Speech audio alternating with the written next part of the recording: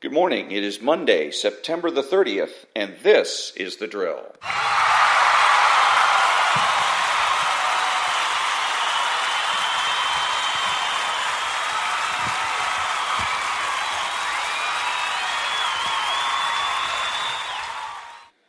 Thank you very much. I am Ron, your host, the only true conservative in the United States today, because I'm the only one who makes the presumption for the status quo. My podcast is about being a true conservative and using true conservatism to beat the left each and every day. My podcast is made possible by Spreaker.com. I can be heard on iTunes, Spotify, Google, and YouTube. My email address is storytimes@hotmail.com. I'm on Twitter at Ronald Hartgrove and on Facebook at The Drill. I started my socio-political odyssey as a conservative Republican, and then I became a card-carrying member of the Libertarian Party. And now I am a registered independent and true conservative. I was taught by the left how to dress, how to act, what to take seriously, and who to associate with. When I decided to vote Republican, I thought that I could go ahead and act like a liberal but vote conservative and still consider myself a conservative. I was wrong. Whenever I engaged a liberal in debate, I couldn't win. And I couldn't win because I couldn't be taken seriously and because I didn't understand the debate dynamic between left and right.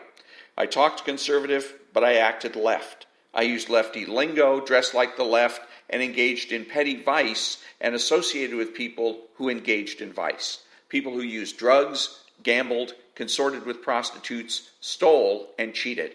I failed to recognize that the debate dynamic was between psychology, things that are imaginary, and philosophy, things that are real. It was no wonder that the people around me didn't take me seriously. So I realized that defeating the liberals and socialists starts with getting my act together, by not only voting conservative, but by talking, dressing, and acting conservative, by refusing to associate with common criminals and ne'er-do-wells, by being aware of and resisting left-wing counterculture, and by using my intellect to defeat psychological bullying and intimidation. By becoming a true conservative, I will not only win, I will never lose, because I have learned that the left has no authority, no power, and they can't win. The purpose of my podcast is to share with my audience the lessons I've learned on how to defeat the left every day. Today I will explain what the 11th commandment is and why it should be ignored. I will present a couple of strategies for the true conservative to use in dealing with the issue of impeachment, and I'll also continue reading Chapter 4 of A False Kind of Christianity by Dan Jensen, covering the Charge of Arbitrariness. All that when I come back.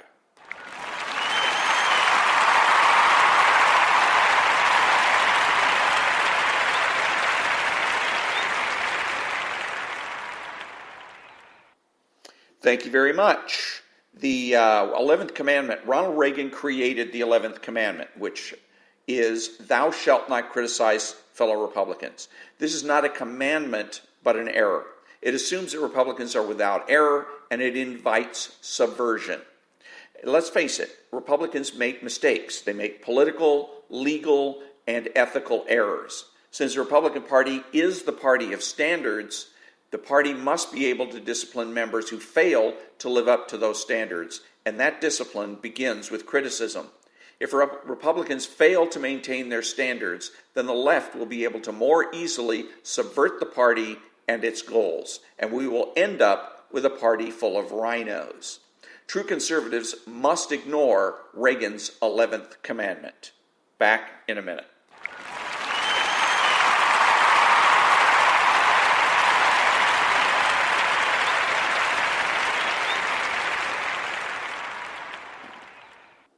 Thank you very much. Welcome back. I've been listening over the past couple of days to various right-wing pundits flail around trying to defend the president from impeachment.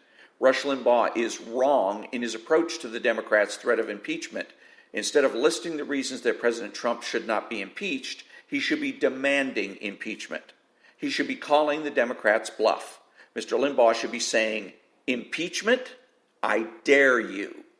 Rush Limbaugh should use this approach because the left's threat of an impeachment is arbitrary, and President Trump enjoys sufficient popularity to allow him to be effective. Any further impeachment activity on the part of Democrats should result in a diminution of their popularity and power, and very possibly the destruction of the party itself.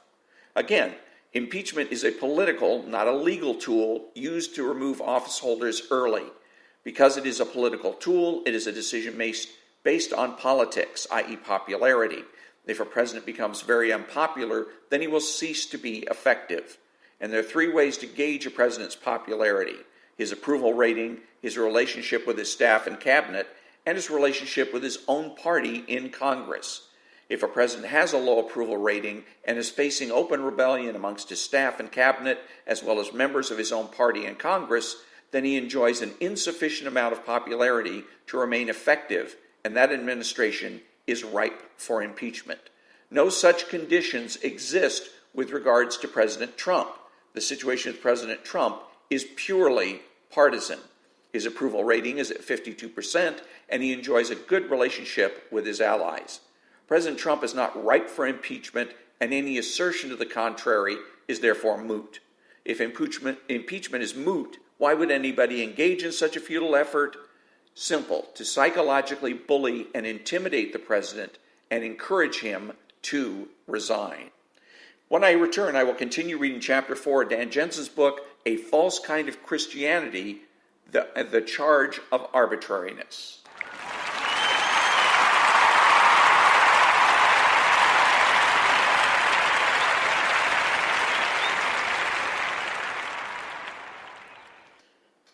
Thank you. And now I will continue with Chapter 4 of A False Kind of Christianity, a conservative evangelical refutation of progressive Christianity. When I left off yesterday, I'd covered the existence of God, and now I will go ahead and deal with and read the Charge of Arbitrariness.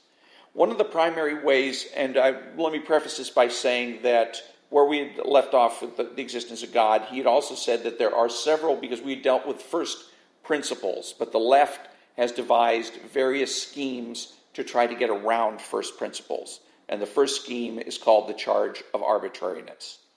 One of the primary ways some people try to get around the concept of first principles is to assert that these principles are completely arbitrary. They say that if they are unproven in the traditional sense of proof, then anyone can say that anything is a first principle. These people say that the truth has to be determined not by any arbitrary first principles, but rather by what is known as coherence. They say that any belief must be part of a broader system of beliefs, and the only way to test the truth of any belief is to test if it is consistent or coheres with the broader system of belief. This tactic simply does not work for multiple reasons. First, we simply know the first principles to be true instinctively, and so they are anything but arbitrary.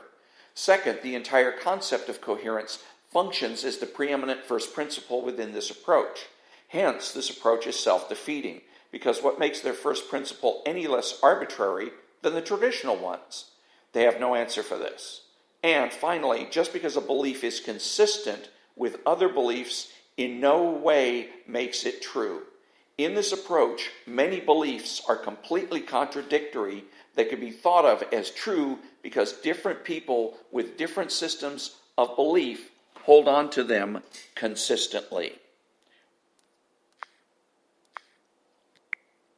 Back in a minute.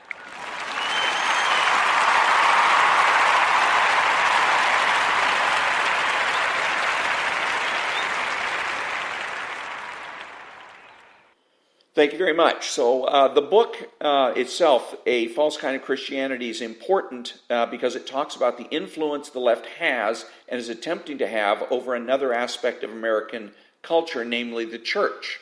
And it's important because Rush Limbaugh says that if we're not careful, we'll end up like Europe or, say, Venezuela. And I say socialism is already here. And this book is evidence that socialism is taking over one of the most important aspects of our culture, the church. And chapter 4 is important because it demonstrates the foundation of not only Christianity and all intellectual endeavors, and shows you how the left attempts to subvert those foundations.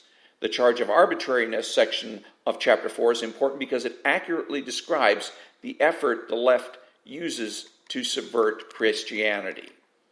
So in conclusion, I've told you why a true conservative should ignore Ronald Reagan's 11th Commandment, given you the best strategy for dealing with the left's ill-advised impeachment bluff, and read the section, The Charge of Arbitrariness, from Chapter 4 of A False Kind of Christianity, a conservative evangelical refutation of progressive Christianity.